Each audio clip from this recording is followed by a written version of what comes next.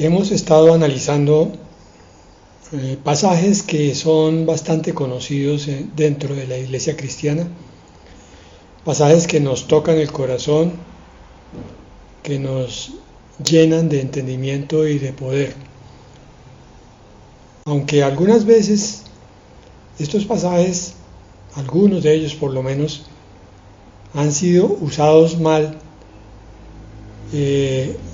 el Señor siempre nos da la oportunidad de mirar cuál es la forma correcta de entender su palabra. Este es el caso del primero de los dos pasajes que vamos a ver hoy, con el título de Dos cargas para entregar a Cristo. El primer pasaje que vamos a ver está en Hechos 16:31, muy conocido, muy famoso y muy repetido. Cree en el Señor Jesús, así tú y tu familia serán salvos. Tenemos aquí el accionar de Cristo dentro de la familia. Pero tenemos que preguntarnos si este pasaje ha sido interpretado correctamente. Porque si fuera cierta la interpretación común con lo que se usa en su mayoría de veces, diríamos que al convertirse uno al Señor Jesucristo, entonces automáticamente el resto de la familia llegaría a la salvación también. Cree en el Señor Jesucristo y tú y tu familia serán salvos. Vamos a ver que es probable que esa no sea la mejor interpretación. ¿Por qué? Porque vista así, sería una especie de promesa que el Señor le hace al recién convertido para que toda su familia llegue también a sus pies. Pero si fuera una promesa sobre cada familia de un convertido, pónganse ustedes a pensar, después de un tiempo habría una gran población convertida, si no es que toda la población. Porque si yo estoy dentro de un núcleo familiar de 5 personas, me convierto al Señor, esta es una promesa que el Señor manifiesta en mi familia, entonces los 4 restantes también van a llegar a los pies del Señor. Pero no solo nosotros somos familia, nuestros primos, nuestros tíos, nuestros abuelos, nuestros nietos estarían incluidos dentro de la denominación de familia. Por tanto, la promesa tendría que ser extensible a ellos también. Entonces ya un núcleo de 5 se convierte probablemente en uno de 10 o de 20, y así sucesivamente sería una especie de reacción en cadena. Con uno solo que se convirtiera, muchos llegarían. Eso pues está en contra de la palabra que nos dice que muchos son llamados pero pocos son escogidos, y de la enseñanza del remanente. Miremos lo que dice Romanos 11:5. Así también en este tiempo presente se ha levantado un remanente según la elección de gracia. Mire, aquí la palabra es muy clara. Los que llegan a los pies del Señor son escogidos de Dios. Lo mismo que nos dice Romanos allá en el capítulo 8, hablando sobre los que son justificados, los que son glorificados, que previamente han sido llamados. Entonces, dentro de toda la inmensa población del planeta, el Señor ha prefigurado que unos sean los que lleguen, unos, no todos. Por otro lado, la observación en tiempo real muestra que si esto fuera una promesa, entonces estaría fallando, porque realmente la inmensa mayoría de las familias, si es que no todas, nuestras familias, no son totalmente convertidos. De hecho, muchos de nuestras familias tienen esa batalla espiritual, y esa oración y esa carga. Por eso esta es la primera de las cargas que hay que llevarle al Señor. Tenemos en nuestro corazón la carga de traer a los nuestros a los pies de Cristo. Y por eso pedimos, intercedemos, gemimos, clamamos. Y pasan años y muchos de ellos no llegan. Entonces, ¿dónde está esta palabra que le fue dada al carcelero cuando Pablo y Silas estaban alabando al Señor allá a medianoche y se abrieron las puertas de la cárcel?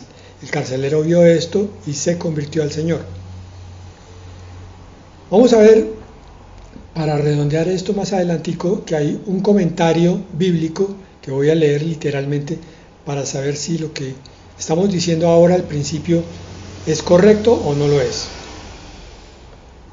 No debe ser una promesa más, sino más bien una descripción de un hecho.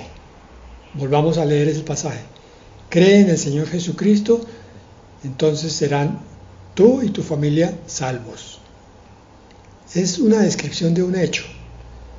Es decir, creer salva, es lo que nos está diciendo esa palabra. Y si uno cree dentro de una familia, hay más posibilidades de que por un buen testimonio que yo dé, otros sean salvos. Las esposas santifican a los esposos y a los hijos, si ellas se convierten al Señor. Si los hijos son los que llegan primero, entonces santifican a sus padres. Pero veamos que la realidad es que no todos los familiares llegan a los pies del Señor, por lo menos en un tiempo corto. El comentario bíblico de William MacDonald dice así literalmente: no hay aquí sugerencia alguna de que su familia habría sido automáticamente salva si él, el carcelero de Pablo y Silas, creía en Cristo. Repito, no hay sugerencia alguna de que la familia del carcelero habría sido automáticamente salva si él creía en Cristo. El significado es que si él creía en el Señor Jesucristo, él sería salvo y su casa sería salvada de la misma manera. ¿Cómo? Creyendo.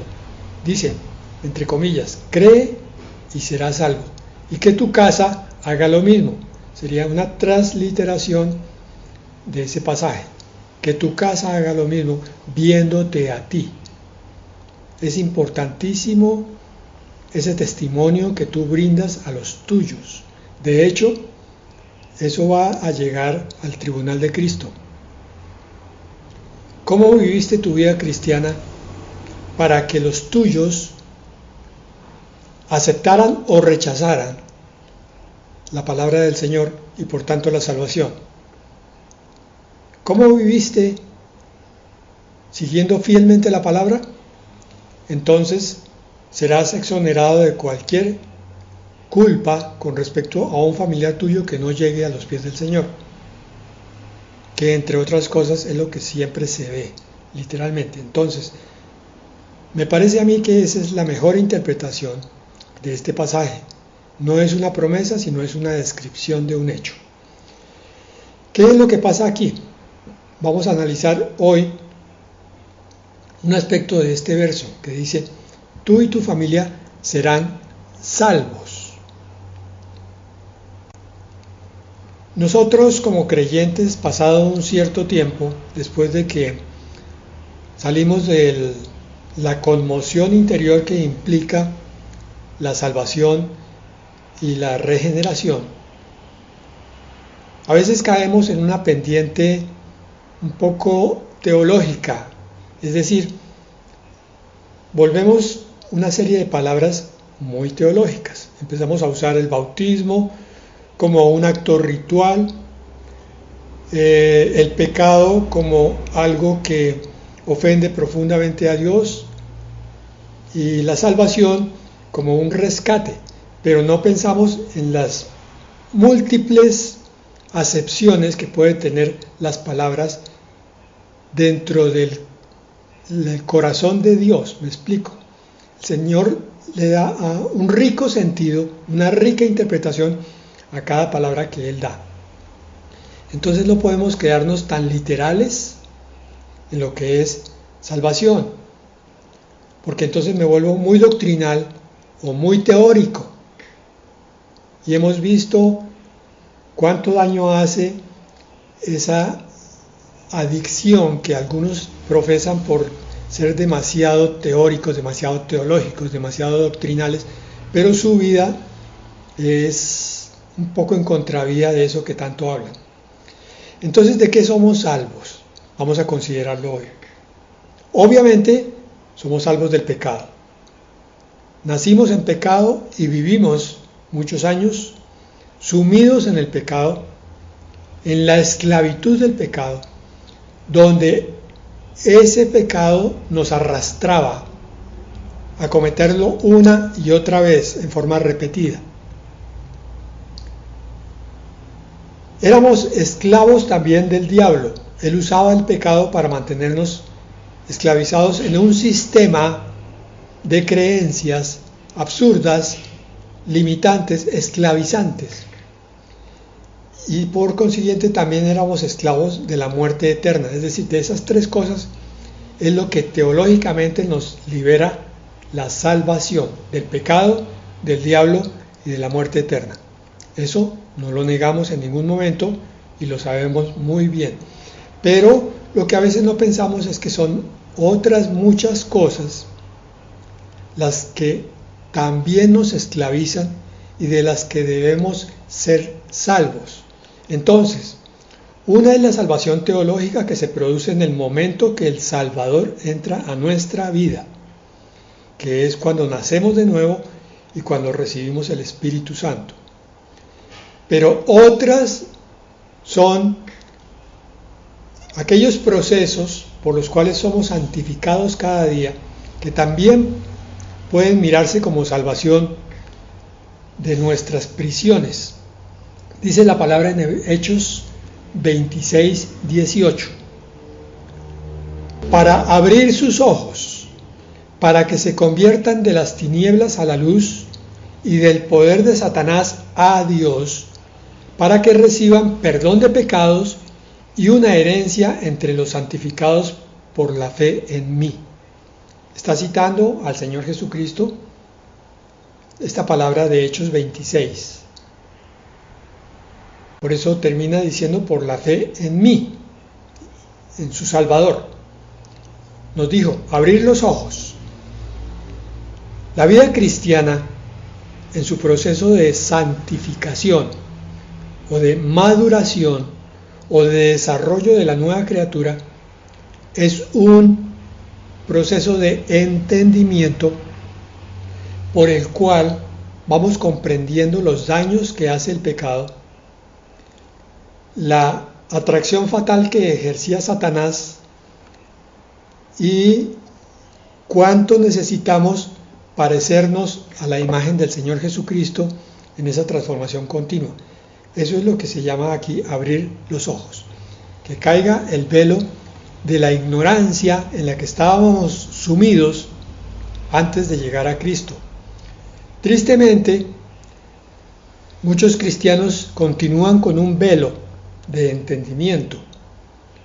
Ellos no saben que, por ejemplo, el pecado no es solamente algo malo, sino algo que hace muchísimo daño a la propia vida y a la de los demás. Cuando se adquiere esa conciencia, es que es más fácil apartarse de la ocasión de pecar. Abrir sus ojos. Lo dice también de otra manera, para que se conviertan de las tinieblas a la luz. La figura aquí es que andábamos en un cuarto sin ventanas, sin puertas y sin ningún tipo de iluminación, dando palos de ciego. Esa era nuestra vida antes de conocer al Señor. Cuando el Señor llega a nuestra vida, llega la luz a esa habitación. Ahora podemos ver los obstáculos y podemos salir a un lado, dejarlos para no tropezar con ellos ni caer. Tenemos esa libertad. Es la escogencia que Dios nos da. Para que reciban perdón de pecados, ya lo vimos arriba, y una herencia entre los santificados por la fe en mí. Parte de nuestra esperanza se basa en que nos vamos a encontrar con nuestro Señor y Dios y con nuestro Redentor y Salvador, pero que también vamos a heredar primeramente justicia, paz, sanidad, ausencia de enfermedad, de todo dolor. Eso es un tremendo estímulo para querer vivir la vida cristiana. Esa motivación es la que debe estar constantemente en nuestro caminar aquí en la tierra para facilitar el proceso de santificación de parte del Espíritu Santo de Dios. Por eso es que digo yo que la salvación también es que debemos ser rescatados de nosotros mismos, de nuestra forma de pensar, muchas veces absurda, muchas veces llena de prejuicios, muchas veces llena de conceptos que no caben con la Biblia, que están en contravía de la verdad de Dios.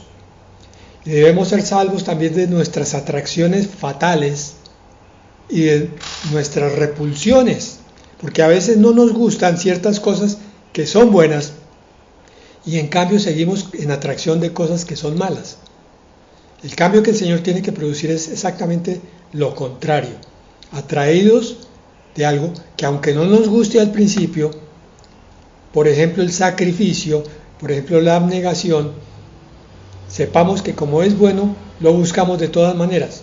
En cambio los placeres y deleites que son tan fáciles de entrar en el yo, producen muchísimo daño y por tanto debemos rechazarlos fácilmente. Eso se produce en la medida en que la conciencia del individuo va siendo tratada por el poder santificador del Espíritu Santo. Entonces, la salvación también es de nuestro ego carnal, para que podamos adquirir la naturaleza de Cristo.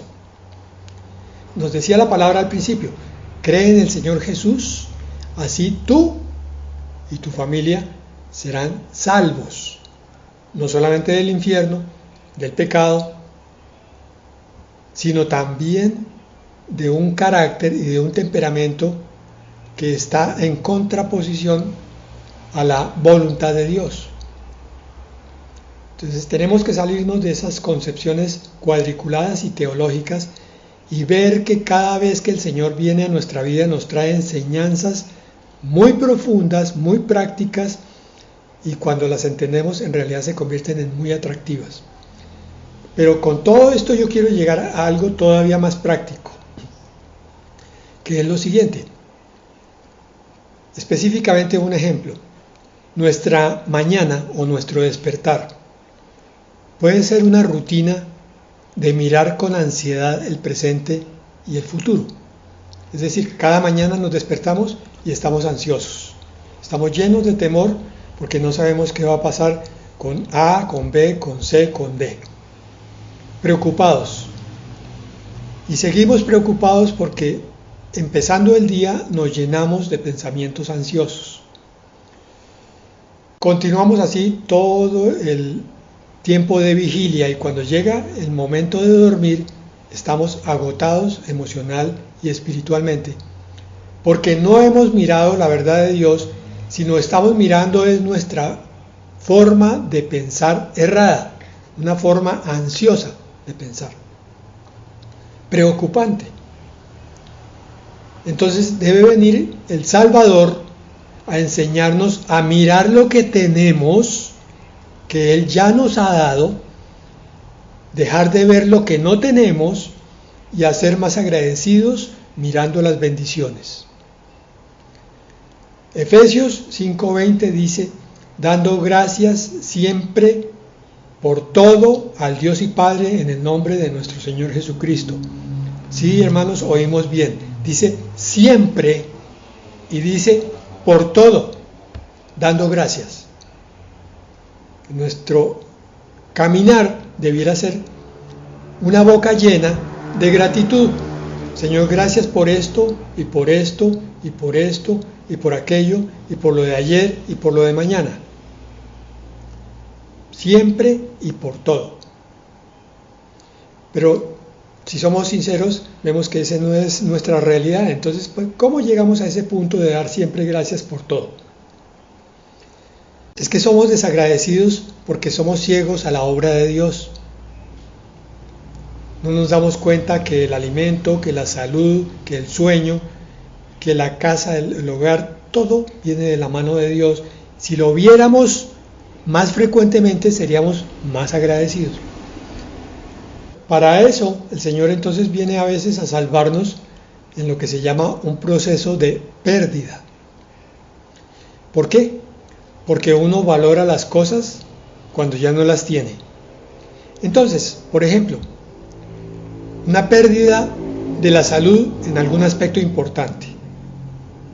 Tú sufres un quebranto. Empiezas a mirarte a ti mismo preocupado. Porque dices, ¿qué será esto? ¿Será que ya estoy envejeciendo mucho?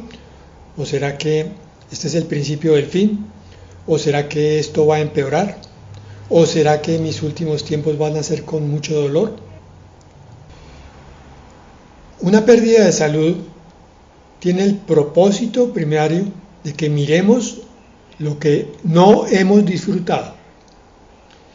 Cuando tú tienes una enfermedad preocupante, empiezas a sopesar tu vida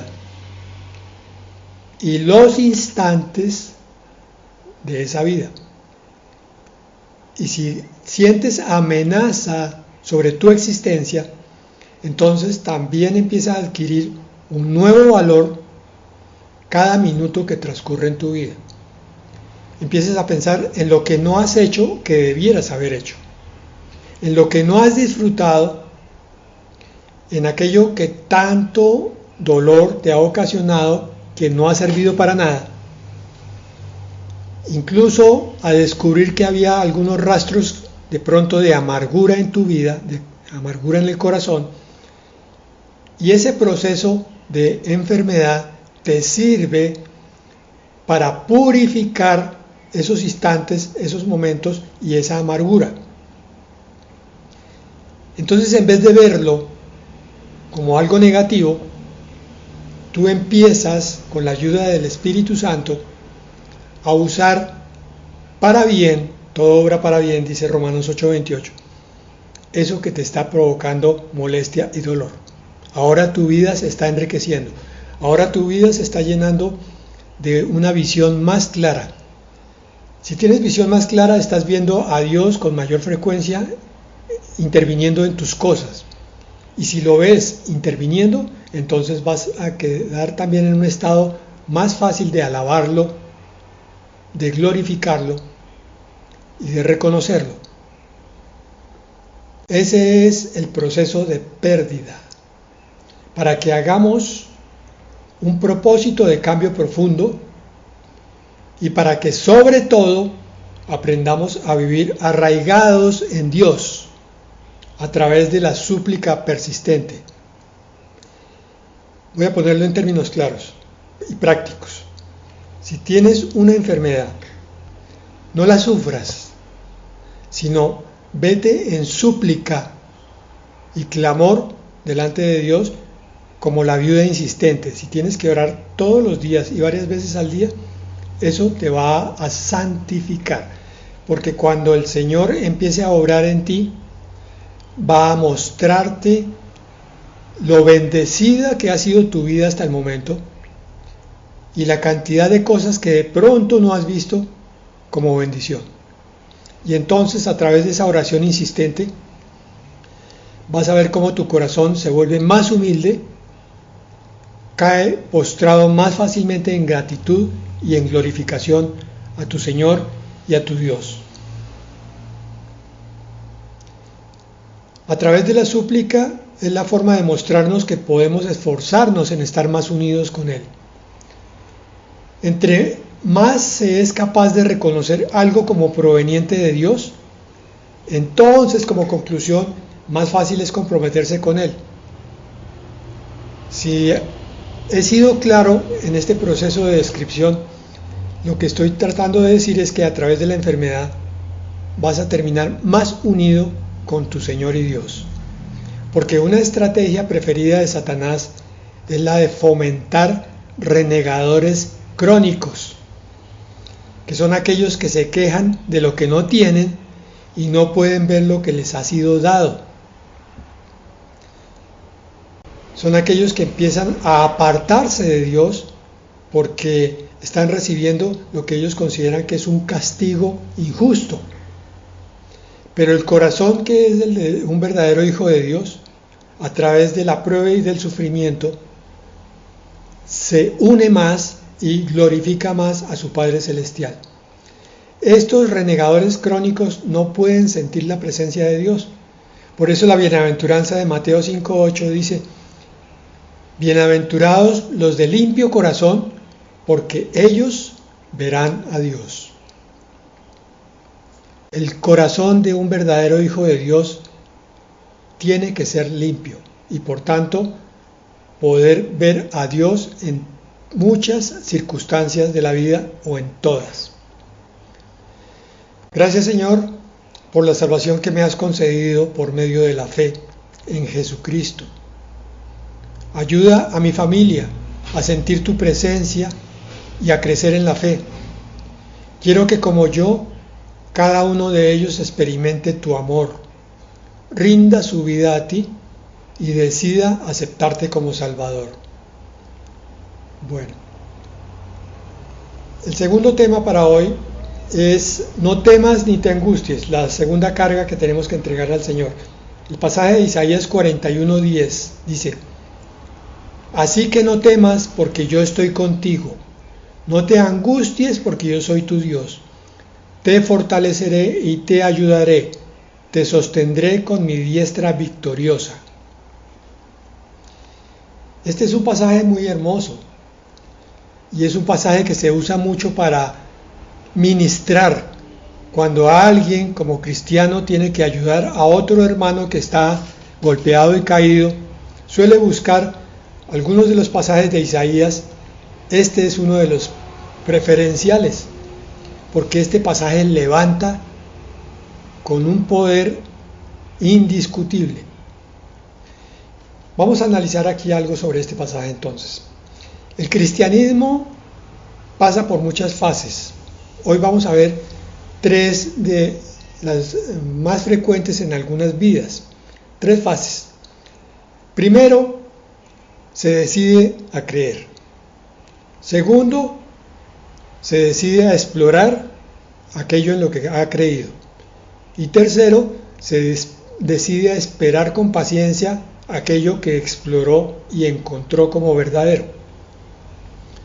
Con ese resultado se vuelve a empezar para cada nuevo paso que se da con Cristo. Es decir, por ejemplo, hoy, si tú crees en la palabra de Hechos 16:31, cree en el Señor Jesucristo y así serás tú salvo y tu familia, y entendiste que el testimonio es importante, entonces tienes que empezar a explorar ahora sobre tu testimonio a los demás. Y una vez que hagas esa exploración, empieces a esperar con paciencia y en oración para que aquella persona que tú quieres que llegue a los pies del Señor finalmente muestre el resultado. Vamos a ver entonces el primer paso: creer. Resulta que aquí la palabra nos dice, en un pasaje más extenso que vamos a considerar todo, Isaías 41, del 8 al 15, dice: pero tú, oh Israel, eres mi siervo, tú, oh Jacob, a quien escogí, descendencia de Abraham, mi amigo. Mira cómo le habla el Señor a su pueblo, mira con cuánto amor, mira cómo nos sentimos oyendo este pasaje, cobijados por él. Versículo 9: yo te tomé de los extremos de la tierra y de sus regiones más remotas te llamé, diciéndote: tú eres mi siervo, yo te he escogido y no te he desechado. Voy a explorar sobre esta palabra. Entonces digo, el Señor me dice: tú eres mi siervo. En realidad, ¿estoy sirviendo a Dios? Aquella vez, hace unos días, que se presentó esa persona con esa necesidad, ¿yo abrí mi corazón y le conté lo que Dios había hecho en mi vida? ¿O me acordé de un versículo y se lo di? ¿O oré por ella? Amén. Entonces, gracias Señor, puedo ser llamado siervo tuyo, porque tengo que reconocer que no ha sido la única vez. Pues es cierto, Señor, yo no soy pastor de multitudes. Yo no he ministrado en mi vida siquiera a 20 personas, pero lo habré hecho con 8 o con 10. Bueno, Señor, amén, porque esa ha sido la porción que tú me diste a mí. Entonces, soy tu siervo. Yo te he escogido y no te he desechado. En realidad fui escogido por llamado. Me acuerdo de esa vez que me entregué al Señor y sentí que mi vida cambió. Y mi caminar después de ese llamado ha sido con una permanente necesidad de buscar de Dios. Amén. Entonces, soy escogido de Dios y no he sido desechado. Entonces Él me dice, te fortaleceré y también te ayudaré y también te sustentaré. ¿Ha sido así en mi vida? ¿Me he visto transformado? He tenido dificultades y me he acordado de que he tenido que orar al Señor pidiéndole su ayuda, y en el momento no sentí nada, pero pasado un tiempo, unos días, unas horas, vi realmente un resultado que estaba de acuerdo con lo que yo había pedido. Tengo que confesar que al principio me pareció que era como casualidad, pero es que ya ha pasado varias veces, entonces ya hoy no puedo decir que sea coincidencia, sino hoy cada vez estoy más seguro de que Dios obra a través de las oraciones que yo le levanto. No todas las veces parece que me contestara, pero varias ocasiones han sido testigo de que sí, que Dios ha obrado en mi vida. Por tanto, es cierto, Él me ha fortalecido, porque lo he visto en acción, Él me ha ayudado. Las situaciones eran caóticas, pero el Señor abrió las puertas y todo cambió para bien y se resolvió.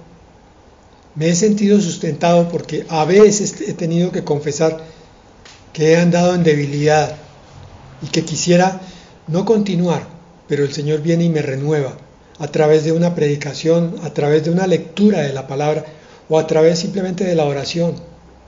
Siento que salgo con la energía renovada y hoy sé que es el Espíritu Santo que se ha movido en mí. Bueno, Isaías continúa diciendo en el versículo 11, he aquí que todos los que se enardecen contra ti serán avergonzados y afrentados. Los que contienden contigo serán como nada y perecerán. Buscarás a los que contienden contigo, pero no los hallarás más. Aquellos que te hacen la guerra serán como nada, como algo que no existe. En serio, ¿he visto yo a los que contienden conmigo y no los he hallado? Señor, tengo que aceptarlo. Alguna vez tuve una batalla muy dura con unas personas que parecían no comprenderme y más bien atacarme y criticarme y arrinconarme.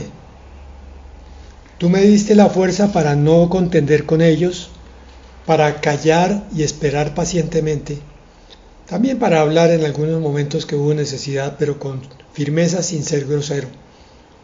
Y ha pasado el tiempo, Señor, y hoy veo que esos que se levantaron como enemigos míos están caídos. Buscaré a los que contienden conmigo y no los hallaré. Tu palabra es ciertísima, Señor. Por eso dices tú, en el versículo 13 y 14, porque yo, el Señor, soy tu Dios que te toma fuertemente de tu mano derecha y te dice, no temas, yo te ayudo. No temas, gusanito de Jacob, ustedes los poquitos de Israel, yo soy tu socorro, dice el Señor, tu Redentor, el Santo de Israel. Y yo digo amén, Señor, porque esto es cierto, Padre. Entre más leo tu palabra, más me convenzo de que tú me estás cuidando. Soy como un hijo de papá cruzando peligros de tu mano, Señor, sintiéndome poca cosa, pero triunfando como los grandes, porque mi socorro es el Señor Dios omnipotente. Por tanto, Señor, ayúdame a no temer ni tener ansiedad. Quiero vivir con seguridad de que tú estás conmigo y que me das la ayuda necesaria para vencer los problemas, para vencer los obstáculos que se presentan en mi vida. Gracias porque me sostienes y nunca me soltarás. Contigo tengo paz y victoria sobre las dificultades. Amén y amén.